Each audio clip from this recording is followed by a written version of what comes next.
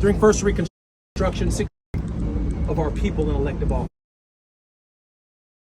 This is the most perilous time in the history of our people in elective office.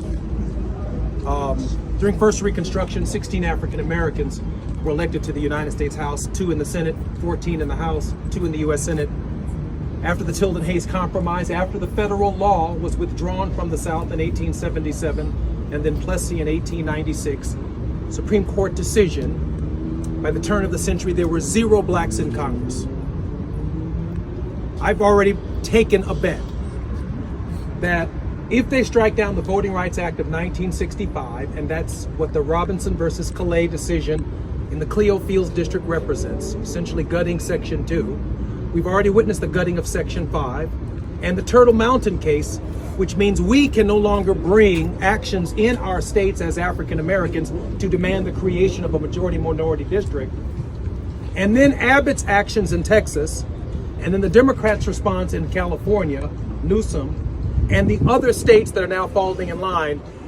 By the end of 2026, we go from 60 blacks in Congress to 30. I'm gonna say it again. From 60 blacks in Congress in a year to 30. And if the court strikes down the Voting Rights Act before December, having expedited these cases, it could throw all of the state's plans into immediate reconsideration before the midterms. Yes, sir. Disrupting the entire system and the entire process. Then you wake up the evening of December 31st, 2026, with half of us in Congress, maybe. That's the perilous nature of what's going on with the Voting Rights Act. I want to thank Marty for his question. I did not plant that question. Once I finished what I had to say, I just wanted to say that. But as a caucus, one of the things Bobby Rush encouraged me, because we responded to a draft campaign, is this.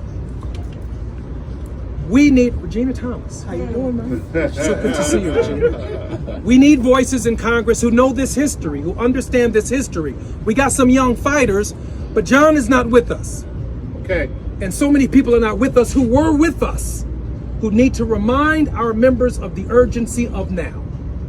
We're going to be raising millions of dollars outside of our own districts for the purposes of preserving and fighting the legislation and state by state to preserve the Voting Rights Act. That's what's upon us. Thanks, John. Thank you.